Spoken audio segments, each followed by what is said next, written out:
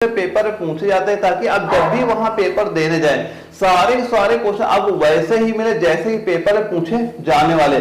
तो ये सारे क्वेश्चन सॉल्व करना और कमेंट बॉक्स लास्ट में ये जरूर बताना है कितना आपका स्कोर यहाँ पे पहुंच रहा है। अगर आप इस समय ये मान चलो 35 क्वेश्चन तक सॉल्व कर पा रहे हैं तो आपकी तैयारी ठीक ठाक चल रही है और आपका एग्जाम बिल्कुल क्वालिफाई हो जाएगा। और दोस्तों जो कमेंट बॉक्स है ना, कमेंट बॉक्स जाएगा ना, एक एप्लीकेशन लिंक वहां पे दिया होगा जहां पे मैंने ऑलरेडी आपके 50 प्रैक्टिस सेट वहां पे डाल रखे, वो भी प्रैक्टिस सेट जरूर देना वहां, ताकि आपको ये पता चलता रहेगा कि जो ऑनलाइन आपका एग्जाम होता है वहां पे कैसे क्वेश्चन पूछे जाते हैं और हमें कैसे क्वेश्चन सॉल्व करने, ताकि हमारा टाइम भी वेस्ट ना हो और 60 मिनट के अंदर जो 50 क्वेश्चन होते हैं बड़ी आसानी से वहां सॉल्व कर सकें। तो कमेंट बॉक्स में जो लिंक दिया वहां से एप्लीकेशन डाउनलोड जरूर कर लीजिएगा। तो आइए स्टार्ट करते हैं आज के प्रैक्टिस सेट। दोस्तों आज आप जो ये सेट नंबर 18 करने वाले हैं, ये मान चलें इसमें मैंने 50 इंपॉर्टेंट वही क्वेश्चन लिए जो आपके पेपर है क्वेश्चन पूछे गए। यहाँ से आपको ये पता चलेगा कि आपका स्कोर कितना हो रहा है, क्योंकि आप सभी के जो एग्जाम है ये तो कंफर्म हो ही गया कि 2 मई को आप लोगों को पेपर लगा होने वाला है। और लेकिन ये याद रखना जो मैं ये क्वेश्चन करा रहा हूँ, अगर जिसने भी यहाँ पे 35 प्लस क्वेश्चन सही कर रहा है उसकी तैयारी बिल्कुल सही चल रही है, क्योंकि ये सारे वही क्वेश्चन जो पेपर में आपके पूछे गए हैं। और जैसा जो पहला क्वेश्चन आया था, और ये क्वेश्चन अभी जो आपका जयपुर जडाउरा में जो पेपर हुआ था आर्मी नर्सिंग का, वहां पे ये क्वेश्चन पूछा गया था, साफ साफ पूछा गया कि रक्तहीन सर्जरी किसके माध्यम से की जाती है, और जहां पे 4 ऑप्शन आपके ये दिए गए थे। तो इसमें हमें ये बताना है कि इसका राइट आंसर आपका कितना हो जाएगा। दोस्तों काउंट करते चलना कि आपका स्कोर कितना पहुंच रहा है। ये मान चलना फिजिकल के लिए आप 30 क्वेश्चन करते हैं एलिजिबल हो जाते हैं, लेकिन जो फाइनल कट ऑफ रहती है आप ये मान चलना 35 प्लस तो हर हाल में आपके होने चाहिए। लेकिन आपको जो टारगेट बना के चलना है कि हमें 40 क्वेश्चन कैसे न कैसे करने, तभी हमारा एग्जाम क्वालिफाई हो पाएगा। तो इसका राइट आंसर इन 4 ऑप्शन में कितना हो जाएगा, जो यहाँ पे दिया जा रहा है लेजर, क्या हो जाएगा लेजर, यानी ऑप्शन नंबर ए इसका बिल्कुल राइट आंसर हमारा हो जाता है।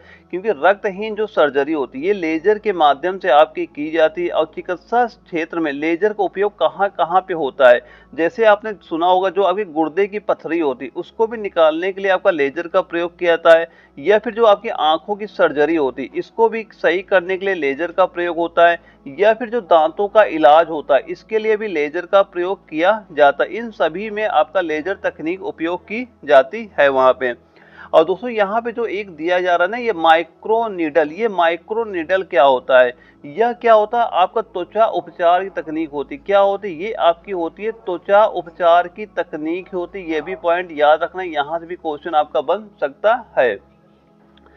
अगला क्वेश्चन जो आता है 2 नंबर आता है, इसमें पूछा गया कि ग्लूकोमीटर के बारे में निम्नलिखित कथनों में से कौन सा कथन सही है। और ये आपका दानापुर जडारो में क्वेश्चन पूछा गया था, और जहां पे ये 4 ऑप्शन हमारे दिए गए थे।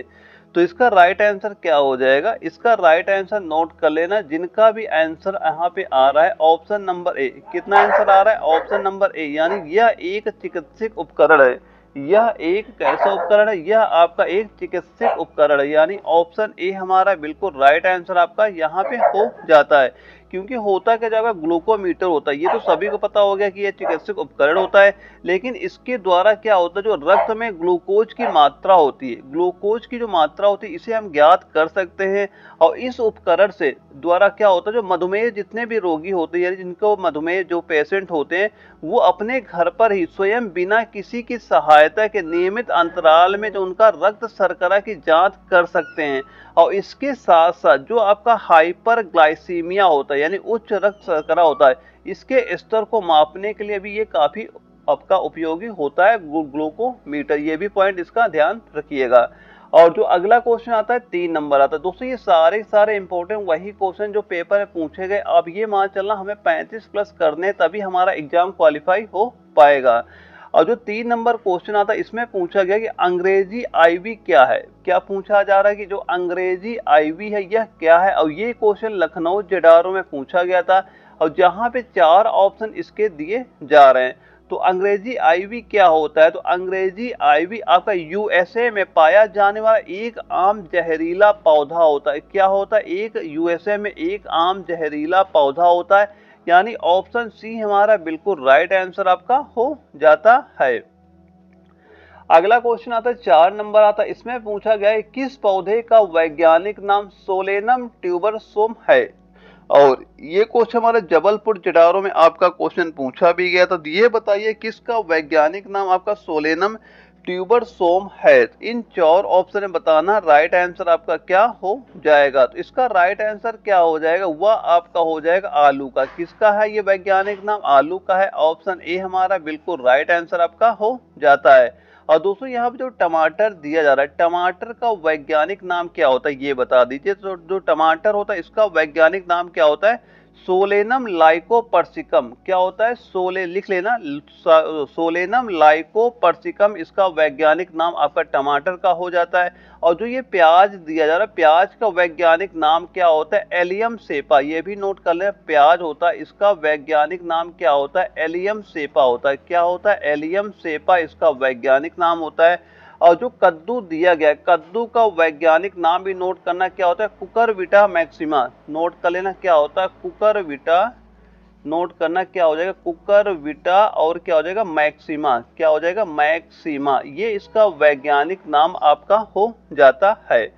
तो ये सारे पॉइंट इसके भी नोट कर लीजिएगा। और दोस्तों एक बात और ध्यान रखिएगा, अभी जो मैं आपको वन लाइनर क्वेश्चन प्रोवाइड करा रहा हूँ, चाहे आपका ये जीव विज्ञान को हो, जिसमें मैं आपको 1000 इंपॉर्टेंट वो क्वेश्चन मैं प्रोवाइड यहाँ पे करा रहा हूँ, जो कि सीधे सीधे आपके आर्मी नर्सिंग असिस्टेंट एग्जाम में बिल्कुल पूछे जाएंगे।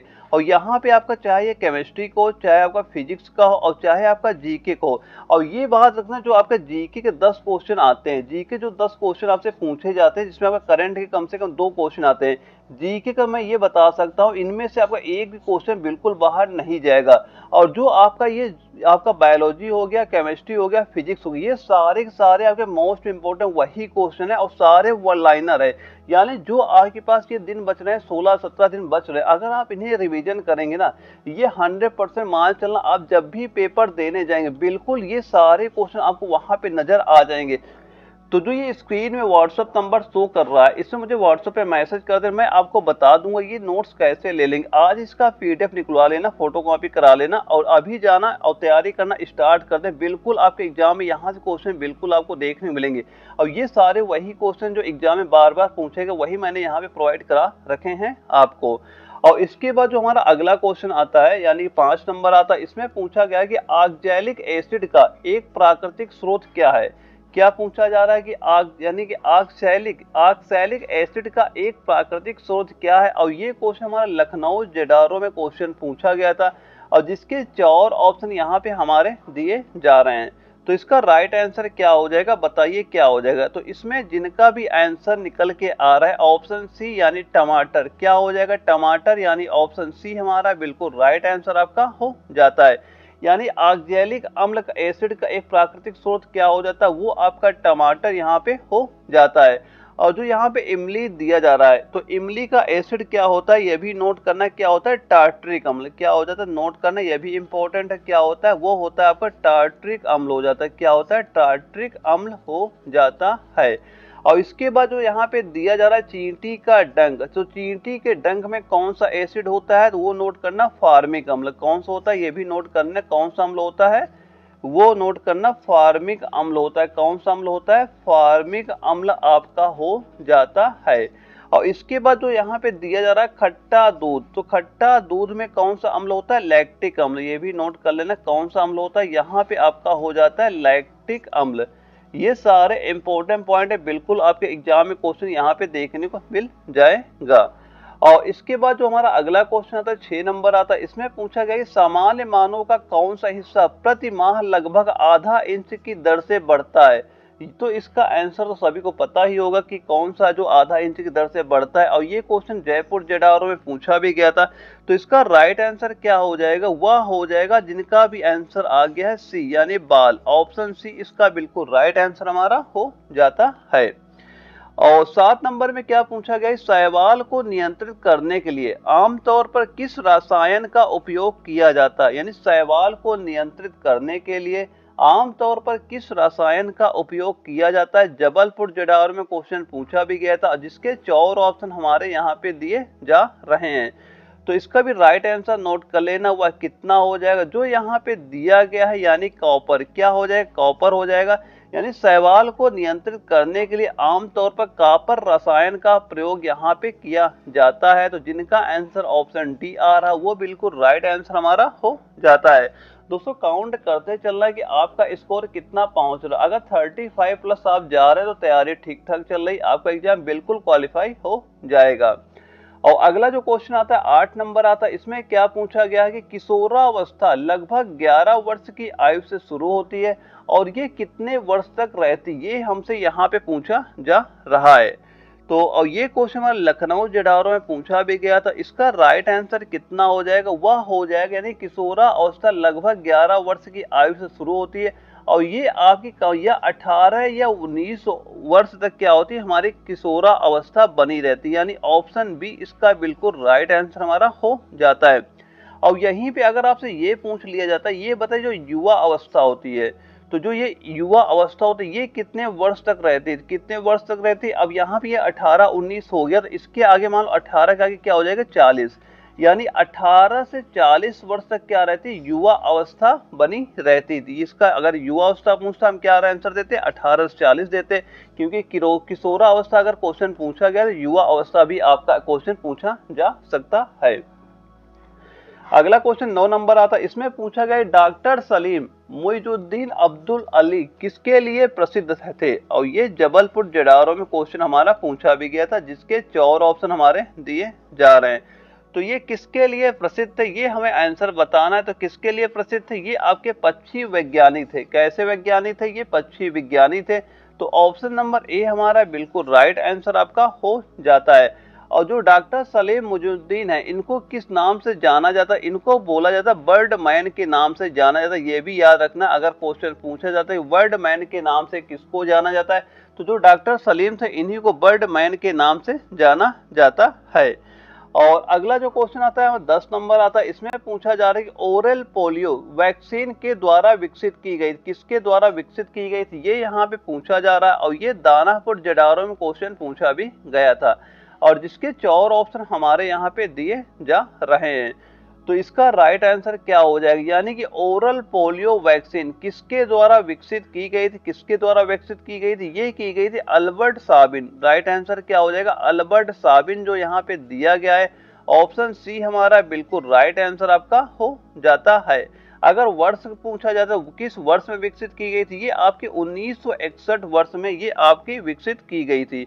और यहीं पे अगर आपसे कभी ये पूछा जाता है कि ये बताइए जो आपका चेचक का था, यानी जो चेचक का टीका था, इसको खोज किसने की थी, तो हमारा राइट आंसर क्या हो जाता है, जो यहाँ पे एडवर्ड जेनर दिया जा रहा है। अगर हमसे चेचक के बारे में पूछा जाता है कि चेचक की खोज किसने की थी, तो क्या हो जाएगा जो एडवर्ड जेनर थे। यानी जो चेचक का जो टीका होता है, चेचक का जो टीका होता है, नोट कर लेना कि चेचक ही कर दूं यहाँ पे, तो जो चेचक का टीका होता है इसकी खोज किसने की थी, एडवर्ड जेनर ने। जो एडवर्ड जेनर थे इन्होंने जो चेचक होता है चेचक के टीके की खोज यहाँ पे की थी।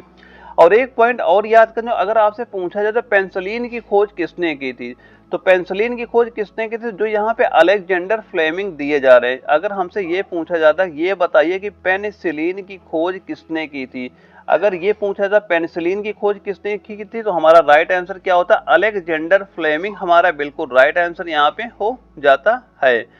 और इसके बाद हमारा अगला क्वेश्चन आता है 11 नंबर आता है, इसमें यही क्वेश्चन फिर आ गया, यानी पेनिसिलिन का आविष्कार किसने किया था।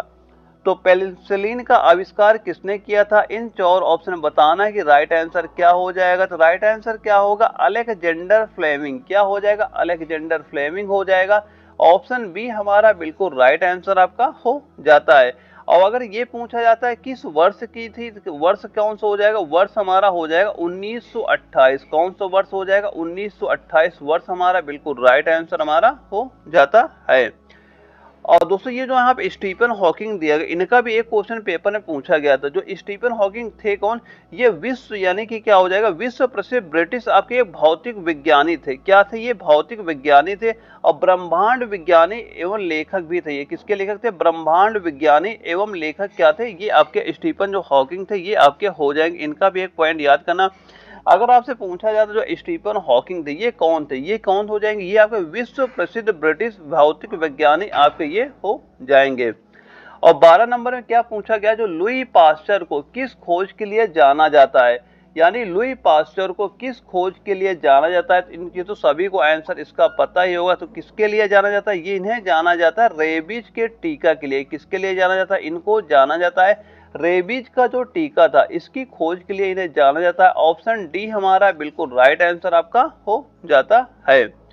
और इसके बाद जो अगला क्वेश्चन हमारा आता है 13 नंबर आता है, इसमें पूछा गया है प्रकाश संश्लेषण के दौरान बने उत्पाद कौन कौन से हैं? और ये क्वेश्चन नागपुर जेडौर में पूछा भी गया था और ये इंपॉर्टेंट क्वेश्चन, ये कई बार आपके एग्जाम में ये क्वेश्चन आपका रिपीट भी हो चुका और इस क्वेश्चन में काफी चांस है इस बार आपके पेपर में पूछे जाने के। तो सीधा सीधा बताइए प्रकाश संश्लेषण ये क्रिया होती कैसी है? कैसी होती है? जो आपका CO2 होता है, नोट करना क्या होता है, यहाँ पे लिख देते हैं क्या होता है। जो आपका CO2 होता है कार्बन डाइऑक्साइड होता है, जब ये क्या होता है यहाँ पे क्या करते हैं जल कर देते हैं और इसके बाद क्या होता है जो सूर्य का प्रकाश इसमें होता है, ये क्रिया किसमें हो रही है? पौधों में हो रही है। जब सूर्य का प्रकाश आता है और इसमें क्या उपस्थित रहता है? पर्णहरिम। क्या उपस्थित रहता है? इसमें उपस्थित रहता है पर्णहरिम, इसमें आपका उपस्थित होता है।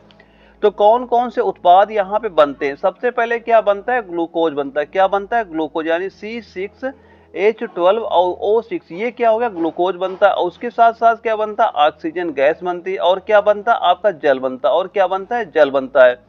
तो क्या क्या उत्पाद बनता है? एक तो हमारा क्या हो जाएगा? ग्लूकोज बन जाता है, ऑक्सीजन गैस हो जाती है और जल हो जाती है। तो इसका राइट आंसर क्या हो जाएगा? जो यहाँ पे ग्लूकोज, जल और ऑक्सीजन जो दिया गया ये हमारा बिल्कुल राइट आंसर हमारा यहाँ पे हो जाता है। यानी जो प्रकाश संश्लेषण के दौरान बने उत्पाद कौन कौन से हो जाते हैं? एक तो हमारा ग्लूकोज होता है, एक क्या होता है? ऑक्सीजन होती है और क्या होता है? जल होता है। तो उत्पाद कौन से हो जाएंगे? ग्लूकोज, जल और ऑक्सीजन, यानी ऑप्शन नंबर ए हमारा बिल्कुल राइट आंसर आपका हो जाता है। अगला जो क्वेश्चन आता है 14 नंबर आता है, इसमें पूछा जा रहा है गार्ड कोशिकाएं किस प्रकार में यानी किस प्रक्रिया में शामिल है? यानी गार्ड कोशिकाएं किस प्रक्रिया में आपकी ये शामिल होती हैं? और जबलपुर जेडौर में ये क्वेश्चन पूछा भी गया था और जिसके 4 ऑप्शन हमारे यहाँ पे दिए जा रहे हैं। तो इसका राइट आंसर सभी को पता ही होगा क्या हो जाएगा? जो वाष्पोत्सर्जन दिया गया, यानी ऑप्शन नंबर ए इसका बिल्कुल राइट आंसर हमारा हो जाएगा। दोस्तों 35 प्लस बिल्कुल आपको स्कोर करना है तभी आपका एग्जाम क्वालिफाई होगा, इसके नीचे आपको कोई बात भी नहीं बनने वाली है। तो 35 बिल्कुल लेना। और इसके बाद दोस्तों मैं जो आपको वन लाइनर क्वेश्चन प्रोवाइड कराया ना, जो आपके पास टाइम बच रहा है, यानी 2 मई को एग्जाम आपका लगा हुआ, जितना भी टाइम आपका बच रहा है दोस्तों यकीन मान चलो वो सारे इंपॉर्टेंट क्वेश्चन है। तो वन लाइनर क्वेश्चन जरूर ले लेना। जो मैं व्हाट्सअप नंबर आपका स्क्रीन शो कर रहा है इसे मुझे व्हाट्सअप पे मैसेज कर देना, मैं आपको प्रोवाइड करा दूंगा। अभी से उनका रिविजन करना भी स्टार्ट कर दीजिएगा। अगला क्वेश्चन आता है 15 नंबर आता है, इसमें पूछा गया कि पादपों में प्रांकुर कहाँ पाया जाता है? यानी पादपों में प्रांकुर कहाँ पाया जाता है? इन 4 ऑप्शन में बताना है कि इसका राइट आंसर क्या हो जाएगा। तो इसका राइट आंसर क्या हो जाएगा? जिनका आंसर आ रहा है बीज में, यानी ऑप्शन डी, जिनका भी आंसर निकल के आ रहा है वो उनका बिल्कुल राइट आंसर आपका हो जाता है। पादपों में जो प्रांकुर होता है ये आपका बीज में पाया जाता है। और प्रांकुर होता है क्या? पादपों में बीज का वह अगला भाग है जिसमें आपकी पत्तियां, शाखाएं आदि का क्या होता है? अंकुरण प्रारंभ होता है। वो क्या कहलाता है? वो आपका किसमें होता है? बीज में आपका होता है। इसका राइट आंसर क्या हो जाएगा? ऑप्शन नंबर डी हमारा दिया गया, ये बिल्कुल राइट आंसर हमारा हो जाता है। और दोस्तों इसके बाद क्या होता है? हमारा केमिस्ट्री स्टार्ट हो जाता है। और केमिस्ट्री में टोटल आपके कितने क्वेश्चन आते हैं? 15 क्वेश्चन आपके केमिस्ट्री के भी यहाँ पे पूछे जाते हैं। और जो हमारा पहला क्वेश्चन केमिस्ट्री का आता है ये क्वेश्चन आपका लखनऊ जेडौर में पूछा भी गया था। पूछ क्या रहा है कि इलेक्ट्रॉन के समतुल्य प्रतिद्रव्य कणों को खाली स्थान क्या कहा जाता है? इन 4 ऑप्शन में बताना है कि राइट आंसर आपका क्या हो जाएगा। तो इसका राइट आंसर क्या हो जाएगा? जिनका भी आंसर यहाँ पे पॉजिट्रॉन निकल के आ रहा है, यानी ऑप्शन डी हमारा बिल्कुल राइट आंसर आपका हो जाता है। क्या आंसर हो जाएगा? पॉजिट्रॉन, यानी ऑप्शन डी हमारा बिल्कुल राइट आंसर आपका हो जाता है। और दोस्तों ये भी क्वेश्चन पेपर में पूछा जा चुका है कि अगर आपसे ये पूछता कि ये पॉजिट्रॉन की खोज कब की गई थी, तो खोज कब हुई थी? इसकी खोज आपकी हुई थी 1932 ईस्वी में, इसकी क्या हुई थी? खोज की गई थी। और किसके द्वारा इसकी खोज की थी? ये भी नाम नोट करना, क्या हो जाएगा? वह हो जाएगा कार्ल, नोट करना, कार्ल डी और एंडरसन। क्या हो जाएगा? कार्ल डी एंडरसन हमारा बिल्कुल राइट आंसर आपका हो जाएगा। इंपॉर्टेंट है, ये भी क्वेश्चन पूछा जा चुका, सीधा सीधा पूछेगा कि पॉजिट्रॉन की खोज किसने की थी? किसने खोज की है? ये कार्ल डी एंडरसन ने इसकी खोज की थी। और इसके बाद जो अगला क्वेश्चन आता है हमारा 17 नंबर आता है, इसमें क्या पूछा गया कि रदरफोर्ड के अल्फा कण प्रकीर्णन के फलस्वरूप खाली स्थान की खोज हुई थी। और ये दानापुर जडाउरा में क्वेश्चन पूछा गया था। इन 4 ऑप्शन बताइए राइट आंसर इसका क्या हो जाएगा। तो इसका राइट आंसर क्या हो जाएगा, परमाणु नाभिक, जिनका आंसर आ रहा है ऑप्शन सी इसका बिल्कुल राइट आंसर हो जाएगा। क्योंकि रदरफोर्ड के अल्फा कण का प्रकीर्णन के फलस्वरूप परमाणु नाभिक की अभी हुई थी खोज, वहां पे की गई थी। तो ऑप्शन सी हमारा बिल्कुल राइट आंसर आपका हो जाता है। और 18 नंबर में क्या पूछा गया, निम्नलिखित में से किन कणों में सकारात्मक आवेश होता है। निम्नलिखित में किन कणों में सकारात्मक आवेश होता है। और जबलपुर जडारों में हमारा एक क्वेश्चन पूछा भी गया था। इन 4 ऑप्शन बताना भी है कि राइट आंसर आपका क्या हो जाएगा। तो निम्नलिखित में से किन कणों में सकारात्मक आवेश होता है। सकारात्मक आवेश किन में होता है, वो प्रोटॉन में होता है। किन में होता है, प्रोटॉन में होता है। प्रोटॉन आपका एक धनात्मक विद्युत आवेश युक्त आपका मूलभूत कण भी होता है, जो परमाणु के नाभिक में न्यूट्रॉन के साथ पाया जाता है। और प्रोटॉन और न्यूट्रॉन का जो जोड़ा होता है ये आपका न्यूक्लियन कहलाता है, जो कि परमाणु नाभिक में नाभिकीय बल से आपस में क्या होते हैं, ये आपके बंधे होते हैं। तो इसका राइट आंसर क्या हो जाएगा, ऑप्शन नंबर बी यानी प्रोटॉन हमारा बिल्कुल राइट आंसर यहाँ पे हो जाता है। 19 नंबर में क्या पूछा जा रहा है, जिन उप परमाणुओं कणों में समान उप परमाणु कणों से विपरीत गुण होते हैं उन्हें किस नाम से जाना जाता है। इन 4 ऑप्शन बताना है। और ये हमारा लखनऊ जडाउरा में क्वेश्चन पूछा भी गया था। तो उसका राइट आंसर क्या हो जाएगा, जिनका भी आंसर यहाँ पे आ रहा है, कितना आ रहा है, यानी प्रतिकण, क्या निकल के आ रहा है, प्रतिकण, जिनका आंसर आ रहा है ऑप्शन बी हमारा बिल्कुल राइट आंसर आपका हो जाता है। और दोस्तों जो भाई 50 प्रैक्टिस सेट देना चाहते हैं ना, जो कमेंट बॉक्स मैंने लिंक दिया, आप जैसे ही कमेंट बॉक्स में जाएंगे एक एप्लीकेशन का लिंक दिया होगा, यानी जैसे आप लिंक में टिक करेंगे तो एनए वाला एप्लीकेशन आपका वहां पे डाउनलोड हो जाएगा। जहां पे मैंने 15 सेट तो वो जहां पे मैंने आपके 35 सेट तो ओपन कर दिए, और इसके साथ जो मैं 15 सेट बच रहे हैं उसमें मैं वो इंपॉर्टेंट क्वेश्चन यहाँ पे प्रोवाइड करा रहा हूँ जो सीधे सीधे आपके एग्जाम में क्वेश्चन पूछे जाएंगे। तो कमेंट बॉक्स में अभी जाना, जो लिंक दिया एप्लीकेशन डाउनलोड कर लेना, वो प्रैक्टिस सेट जरूर देना 50 कराए। अगर ये यहाँ पे देते हैं, ये केवल 50 प्रैक्टिस सेट आपके नहीं रहेंगे, ये मान चलना कि कम से कम आपके 2500 इंपॉर्टेंट वो क्वेश्चन होंगे जो एग्जाम में आर्मी नर्सिंग के बार बार क्वेश्चन पूछे गए हैं। तो बिल्कुल यहाँ से आपको बेनिफिट बिल्कुल देखने मिलेगा। जितना भी टाइम बच रहा है रिवीजन करना अभी से स्टार्ट कर दीजिए। और 20 नंबर में क्या पूछा गया है, किसी परमाणु के कक्षा में समायोजित किए जा सकने वाले इलेक्ट्रॉनों की अधिकतम संख्या को किस सूत्र द्वारा दर्शाया जाता है, ये यहाँ पे पूछा जा रहा है। तो उसका सूत्र तो सभी को पता ही होगा। सूत्र क्या होता है, सिंपल सा होता है हमारा 2n² होता है। क्या होता है, 2n² हो जाता है। तो इसका राइट आंसर कितना हो जाएगा, जो ऑप्शन नंबर डी हमारा दिया गया ये बिल्कुल राइट आंसर आपका हो जाता है। और अगर ये पूछा जाता है ये रूल है किसका, ये किसका हो जाता है, ये हो जाता है बोरबरी योजना। ये क्या कहलाता है, ये कहलाता आपका बोरबरी योजना कहलाता है। क्या कहलाता है, ये आपका बोरबरी योजना भी आपका ये कहलाता है। यानी किसी परमाणु की विभिन्न कक्षाओं में जो चक्कर लगाने वाले इलेक्ट्रॉनों की अधिकतम संख्या कितनी हो सकती है, वो आपकी 2n² होती है। और जहां पे जो n दिया जा रहा है, n क्या होता है आपकी, n क्या होता है, कक्ष की संख्या होती है। n क्या होता है, नोट कर लेना, n बराबर क्या होता है, कक्ष की संख्या। n क्या होता है, n बराबर हो जाता है हमारा कक्ष की संख्या। हमारा यहाँ पे बिल्कुल राइट आंसर वहां पे हो जाएगा, यानी n बराबर क्या हो जाएगा, कक्ष की संख्या यहाँ पे हो जाता है। और अगला जो क्वेश्चन आता है 21 नंबर आता है, इसमें क्या पूछा जा रहा है, इनमें से किसे नाभिकीय भौतिकी का जनक माना जाता है। किसे नाभिकीय भौतिकी का जनक माना जाता है, ये यहाँ पे पूछा गया। और ये जयपुर जडाउरा में क्वेश्चन पूछा भी गया था।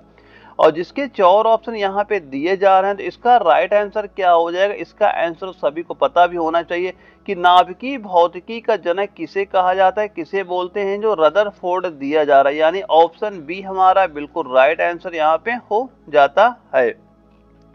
और 22 नंबर में क्या पूछा गया, इनमें से किस धातु का इलेक्ट्रॉनिक विन्यास आपका 284 है।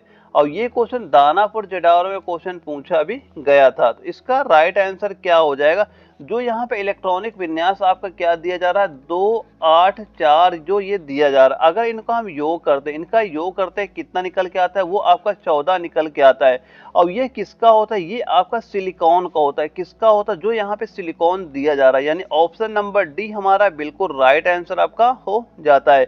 क्योंकि ये परमाणु क्रमांक जो 14 दिया गया किसका होता है, ये आपका सिलिकॉन का होता है। तो ऑप्शन डी इसका बिल्कुल राइट आंसर हमारा हो जाता है। और दूसरा ये एक और याद रखना, जो इलेक्ट्रॉनिक विन्यास होता है क्या है, तो इलेक्ट्रॉनिक विन्यास जो यहाँ पे दिया गया होता है क्या है, किसी परमाणु के कक्षकों में इलेक्ट्रॉनों की जो व्यवस्था होती है, उसको क्या बोलते हैं, उसे बोलते हैं इलेक्ट्रॉनिक विन्यास आपका बोला जाता है। ये भी याद रखना कि इलेक्ट्रॉनिक विन्यास किसको बोलते हैं, किसी परमाणु के जो कक्षकों में इलेक्ट्रॉनों की जो व्यवस्था होती है उसको क्या बोला जाता है, इलेक्ट्रॉनिक विन्यास हमारा बोला जाता है।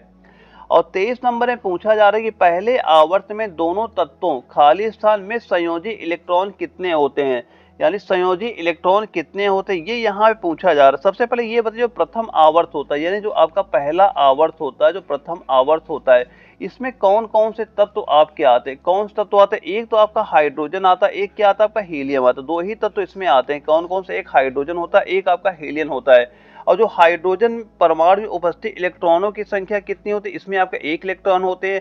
और जो आपका हीलियम परमाणु दिया, इसमें आपके इलेक्ट्रॉनों की संख्या कितनी होती है, आपकी 2 होती है। तो ये जो अगर हमसे कोष पूछा जा रहा है, तो कौन सा कोष होता है, इसमें आपका के कोष आता है। कोष कौन सा होता है, के कोष होता है। इसका राइट आंसर क्या हो जाएगा, ऑप्शन जो ए हमारा दिया गया है ये बिल्कुल राइट आंसर आपका हो जाए, क्योंकि जो प्रथम आवर्त के दोनों तत्व के परमाणुओं के किसमें आते हैं, ये आपके के कोष में आते हैं। किसमें आते हैं, के कोष में आते हैं। तो ऑप्शन नंबर ए हमारा बिल्कुल राइट आंसर आपका हो जाता है। और अगला क्वेश्चन आता है, किसी तत्व के परमाणु संख्या कैसे निर्धारित की जाती है, और ये जबलपुर जेडारो में क्वेश्चन हमारा पूछा भी गया है। सबसे पहले ये बताइए, परमाणु संख्या होती है, ये होती क्या है।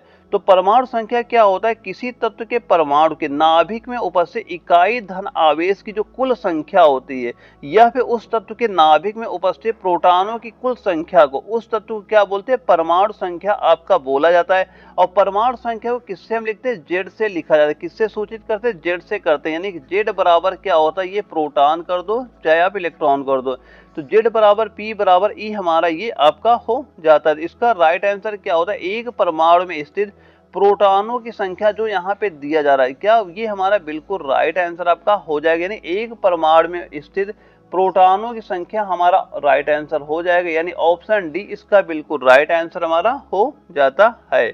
और अगला जो क्वेश्चन आता है 25 नंबर आता है, इसमें पूछा गया कि हाइड्रोजन के समस्थानिक ड्यूटेरियम में खाली स्थान होते हैं, और ये लखनऊ जेडारो में क्वेश्चन पूछा भी गया था।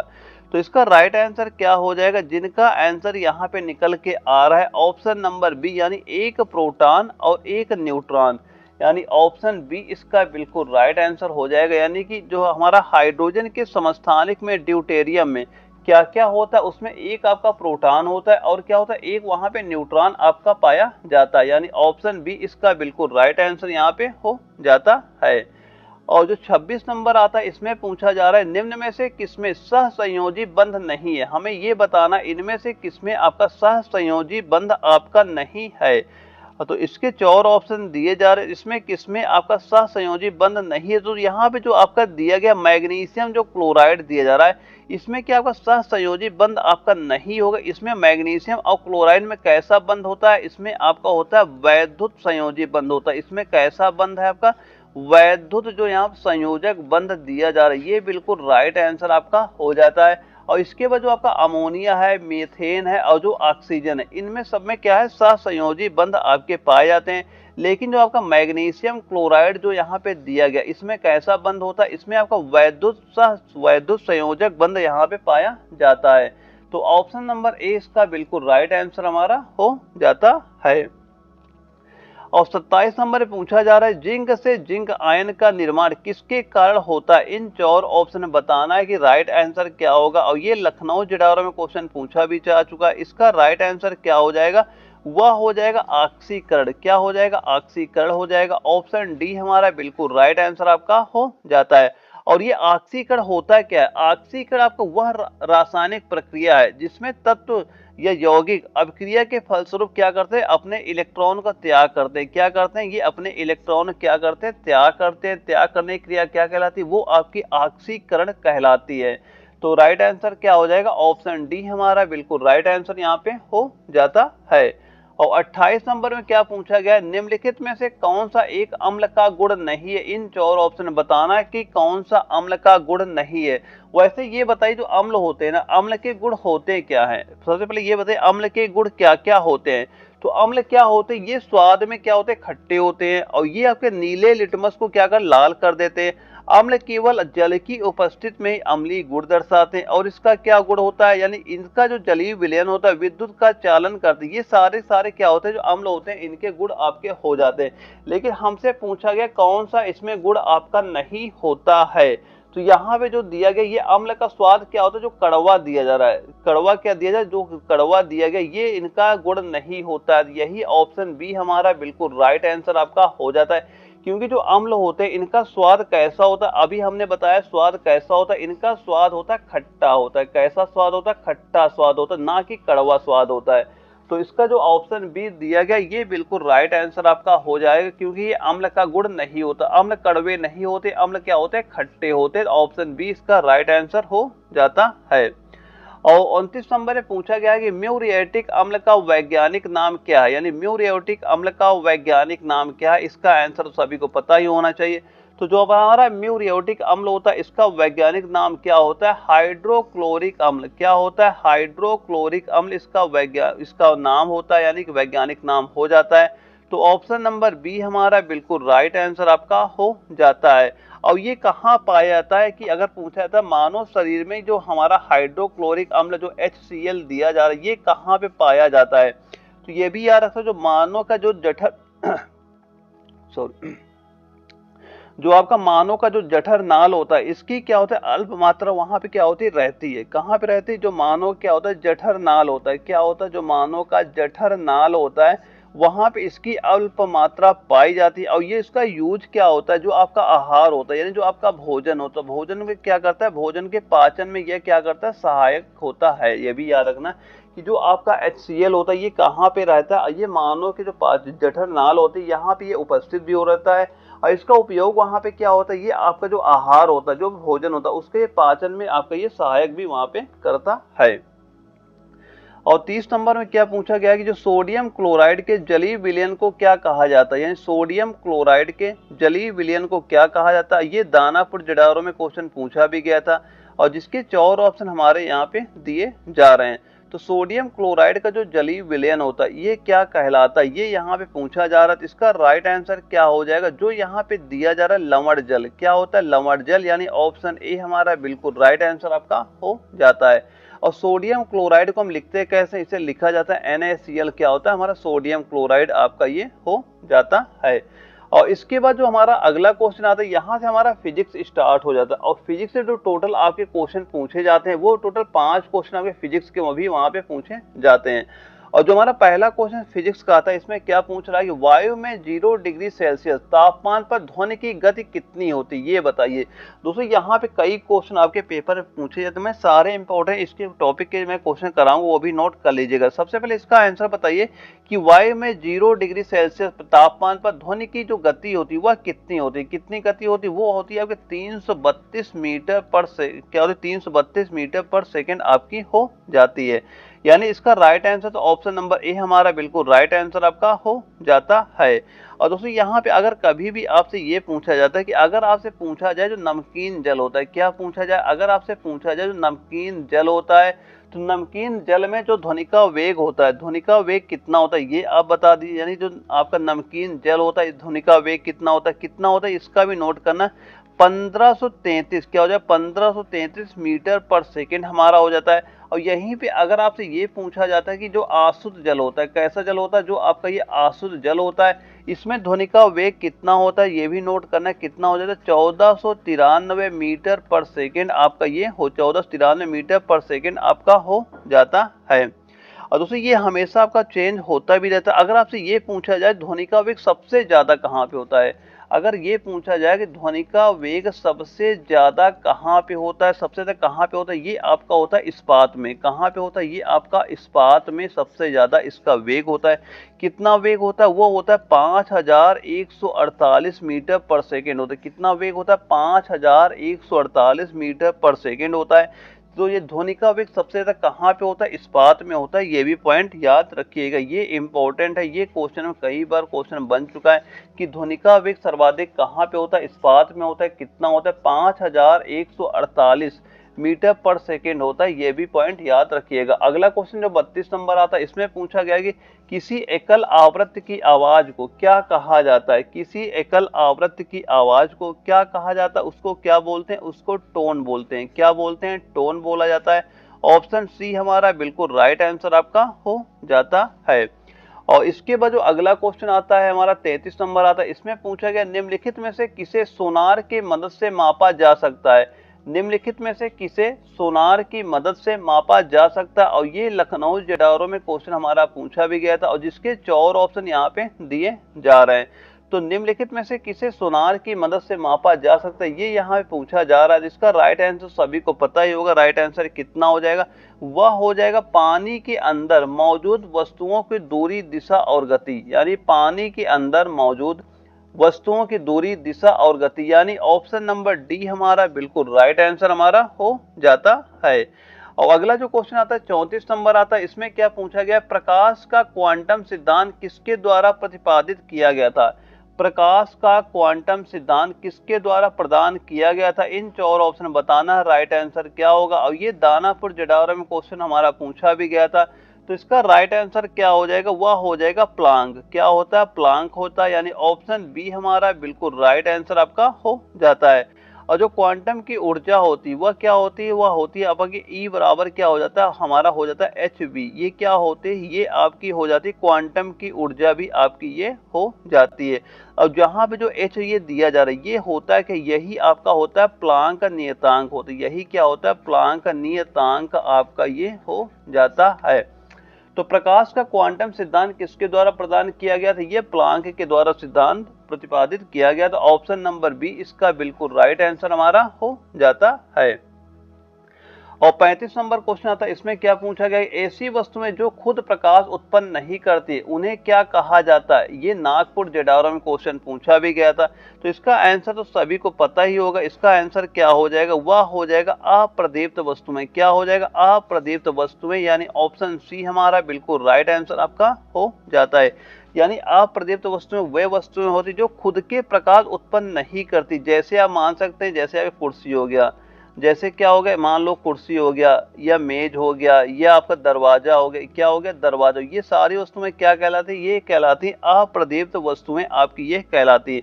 और वहीं पे अगर हमसे ये पूछा जी जब ज्यादा ये प्रदीप्त वस्तुएं क्या होती है, तो प्रदीप्त वस्तुएं वह वस्तुएं होती जो स्वयं प्रकाश उत्पन्न करती हैं। जैसे आपका सूर्य हो गया, जैसे क्या हो गया, सूर्य कैसा होता है, ये आपका प्रदीप्त में आ जाते हैं। सूर्य हो गया या लालटेन हो गया तथा जलती हुई मोमबत्ती आदि, ये सारे किस्में आ गया प्रदीप्त वस्तु में आपके ये आ जाते हैं।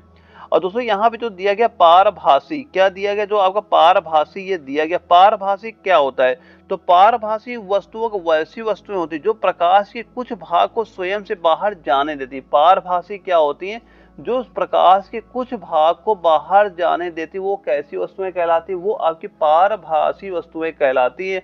और पारदर्शी वस्तुएं वो होती है जो प्रकाश के संपूर्ण भाग को पार कर देती है, वो क्या कहलाती है, पारदर्शी वस्तुएं कहलाती है। और पारभासी क्या होती है, कुछ भाग को जाने देती है, वो क्या कहलाती है, पारभासी वस्तुएं आपकी कहलाती हैं।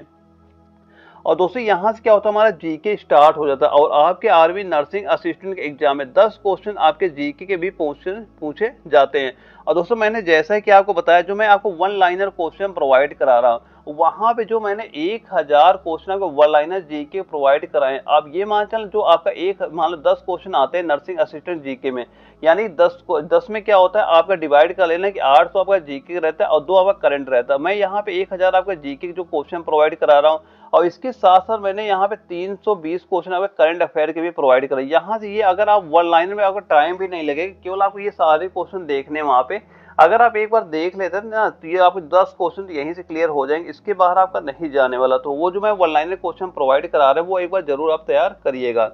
और 36 नंबर में क्या पूछा गया कि पत्थर की बनी नृत्य करते हुए पुरुष की मूर्ति नटराज किस स्थान पर पाई गई थी। इन 4 ऑप्शन बताना है कि राइट आंसर हमारा क्या हो जाएगा।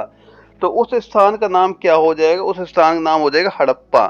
क्या हो जाएगा, हड़प्पा हो जाएगा। यानी ऑप्शन नंबर सी हमारा बिल्कुल राइट आंसर आपका हो जाता। अगर इसकी ऊंचाई पूछी जाती, जो आपकी नृत्य करते हुए पुरुष की मूर्ति नटराज पाई गई थी, अगर इसकी हाइट की बात की जाती तो इसकी हाइट कितनी थी, ये हाइट भी नोट करना है, 7 से 8 इंच की हाइट थी। कितनी हाइट थी, वो आपकी 7 से 8 इंच की आपकी हाइट थी।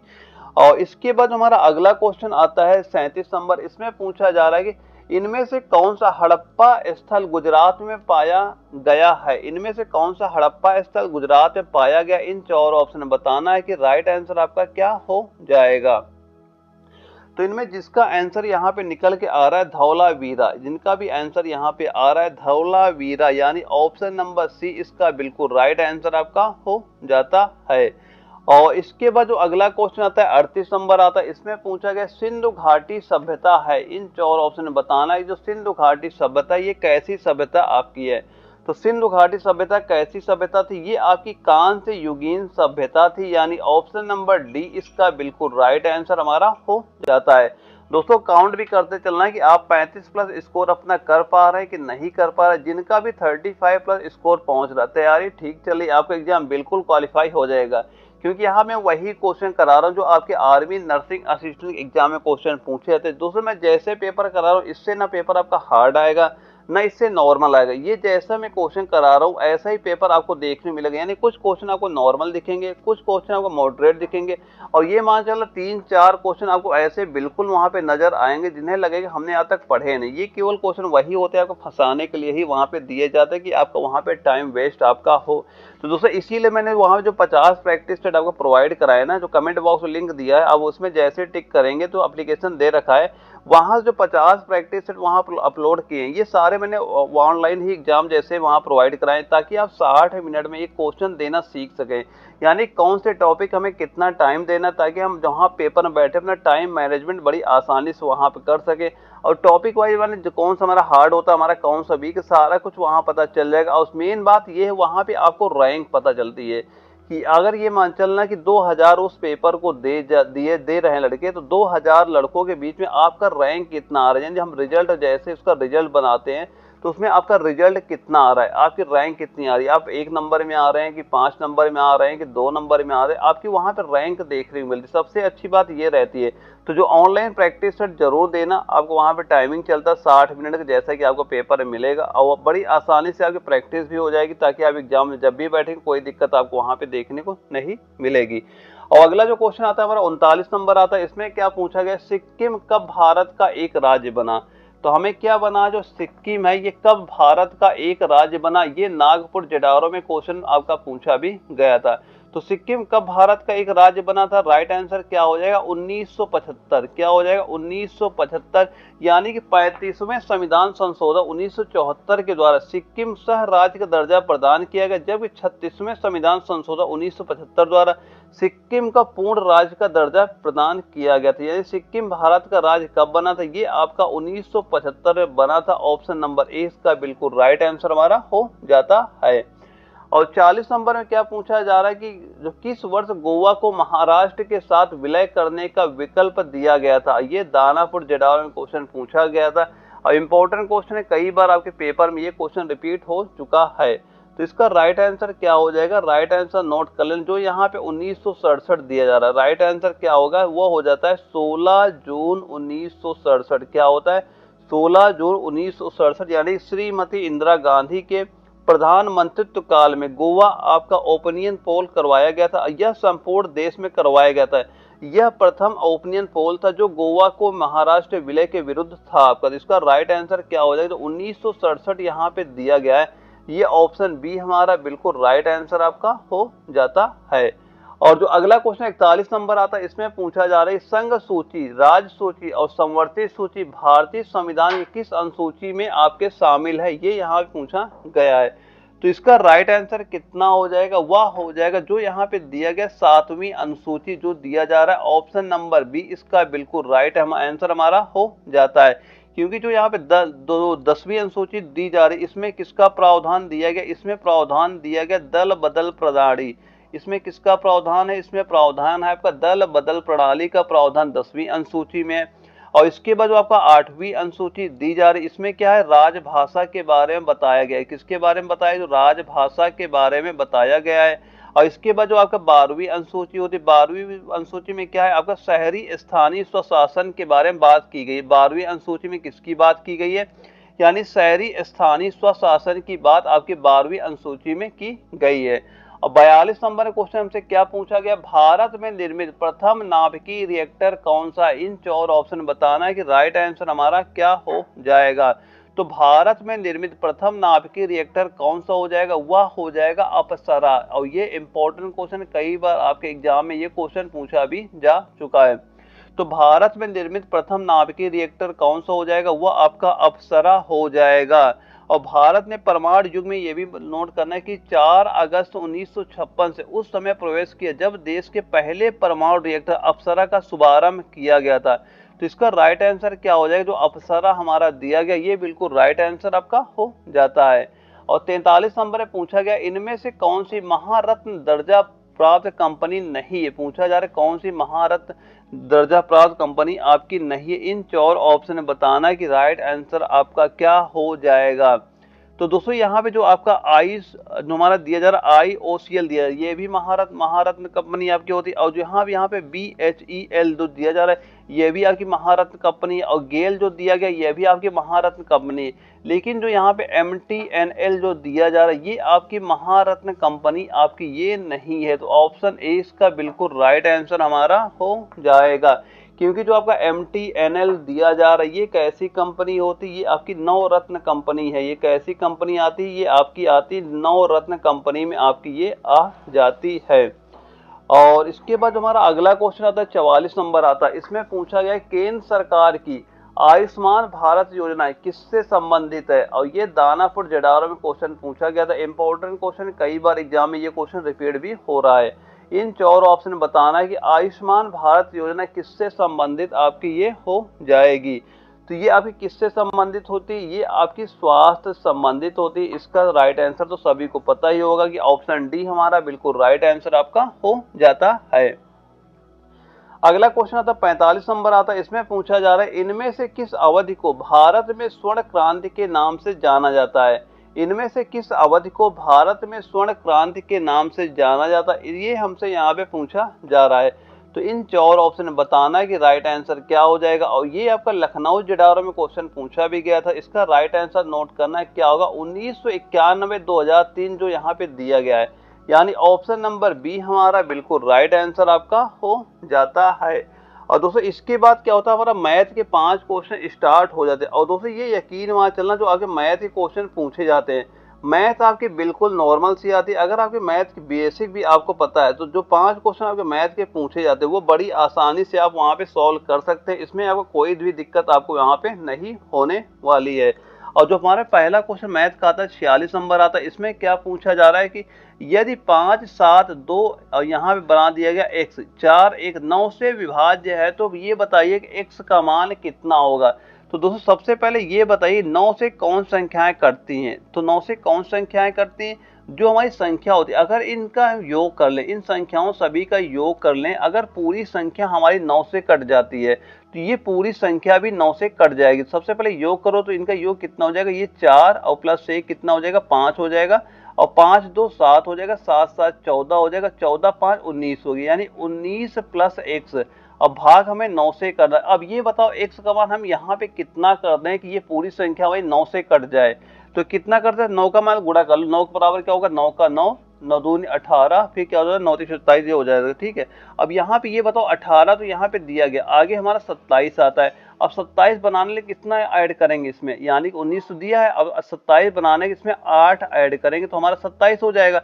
तो अगर हम इसमें 8 जोड़ देते, कितना जोड़ दें, 8 जोड़ देते तो ये कितना हो गया, 27 हो जाएगा। और ये 9 से पूरी कट जाती है।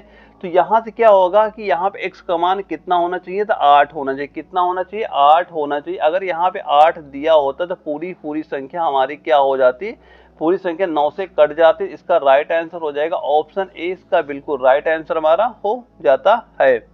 और अगला जो क्वेश्चन आता है 47 नंबर आता है। इसमें पूछा गया यदि n राशियों का औसत p है और m राशियों का औसत q है तो m प्लस n राशियों का औसत कितना होगा। तो दोस्तों ये औसत बराबर तो सभी को पता ही होगा कि औसत बराबर होता है क्या है, यानी कि पदों का योग, यानी कुल पदों का योग होता है। और बटे क्या होता है, पदों की संख्या। और बटे क्या होता है, पदों की संख्या बटे हमारा हो जाता है।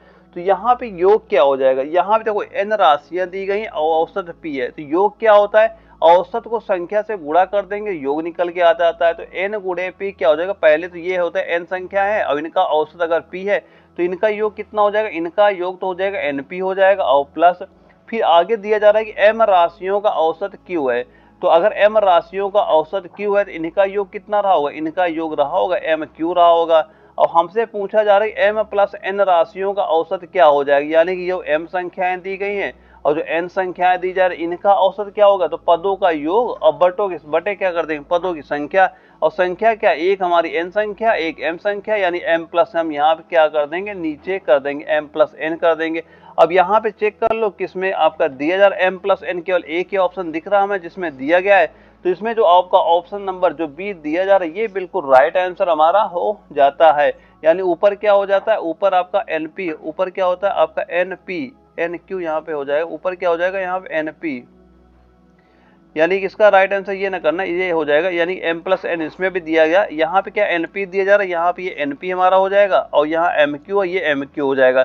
तो इसका राइट आंसर क्या हो जाएगा, जो ऑप्शन नंबर डी हमारा दिया गया है क्या हो जाएगा, ऑप्शन नंबर डी इसका बिल्कुल राइट आंसर हमारा हो जाएगा, बी ना होके डी आंसर हमारा राइट आंसर आपका हो जाता है।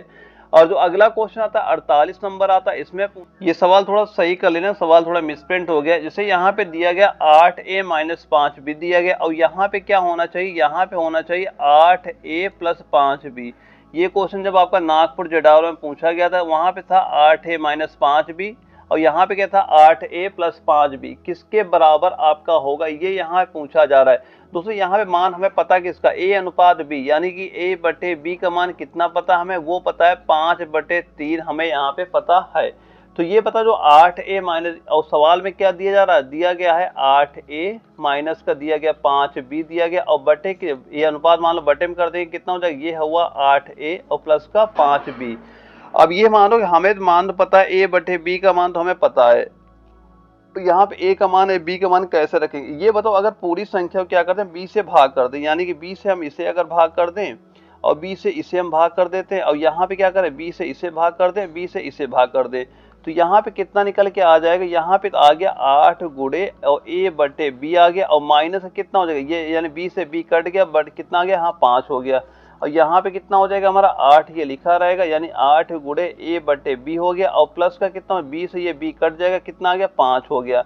अब ये बताओ a बटे b का मान कितना है, 5/3 हमें पता है, यानी कि यहाँ पे 8 गुणे कितना हो गया है, ये कितना हो जाएगा 8 गुणे 5/3 और माइनस का हो जाएगा 5 और बटे कितना यहाँ पे दिया जा रहा है, यानी a बटे b का मान यहाँ भी रख दो, यानी 8 गुणे 5/3 और प्लस का हो जाएगा 5। ठीक है, अब यहाँ पे गुणा कर दो कितना हो जाएगा, ये 45, अगर एलसीएम मान लो पूरे के ले लिया, एलसीएम कितना आ रहा है 3 एलसीएम नीचे भी आएगा 3 एलसीएम ऊपर भी आएगा, तो यहाँ पे कितना हो जाएगा, यानी 8 गुणे 5 कितना हो जाता है, यानी 45 हो जाएगा और पूरे के एलसीएम अगर हम 3 लेते हैं, पूरे के एलसीएम अगर हम 3 लेते हैं तो इसका ऊपर क्या है 3 से गुणा हो जाएगा, तो 3 से इसे गुणा करेंगे कितना आता है, ये 5×3=15 हमारा हो जाएगा और बट्टे करेंगे और यहाँ पे अगर पूरे के एलसीएम हमने 3 लेते हैं तो यहाँ पे कितना 45, तो ये 40 हो गया और यहाँ 3 से हम गुणा करेंगे कितना, प्लस का ये हमारा 15 हो जाता है। अब इस 3 से ये 3 भी हमारा पूरा कट जाता है, ऊपर मान कितना आ जाएगा, ऊपर कितना है 40 में अगर हम 15 माइनस करते हैं कितना हो जाएगा, तो पहले 5 माइनस किया 35 हो गया और 35 से 10 माइनस किया कितना आ गया, ये हमारा 25 हो गया ऊपर हो गया और नीचे कितना हो गया 40 और प्लस 15 कितना हो गया, ये आपका हो गया 55 हो गया। अब इसे काटो, किससे कट रहा है, मान लो 5 से काटो कितनी बार जाएगा, 25 हो जाएगा, 5 इसे काटेंगे 11 हो जाएगा, तो कितना आंसर निकल के आ रहा है 5/11 आ रहा है आंसर। तो इसका राइट आंसर क्या हो जाएगा, जो यहाँ पे ऑप्शन डी हमारा दिया गया है। दोस्तों मैथ के 5 क्वेश्चन जो आएंगे बिल्कुल बेसिक आएंगे, आपके नॉर्मल आएंगे, अगर आपको बेसिक कैलकुलेशन आती है तो 5 क्वेश्चन बड़ी आसानी से आप वहां पे सॉल्व कर सकते हैं। और अगला जो क्वेश्चन हमारा आता है 49 नंबर आता है, इसमें क्या पूछा जा रहा है कि 124 का कितना प्रतिशत 49.60 है, तो मान लो 124 ये संख्या हो गई का कितना परसेंट, हम मान लेते हैं 100%, 100/100 बराबर किसके बराबर हो जाएगा, ये 49.60 के बराबर हो जाएगा। अब ये 100 इधर आएगा, किस में आ जाएगा, गुणा में ये हो जाएगा, तो x का मान कितना हो जाएगा, अब ये मान लो गुणा हो गया, दशमलव हट जाएगा, कितना हो जाएगा 49.60 हो जाएगा और बटे कितना 124 यहाँ पे नीचे आ जाएगा।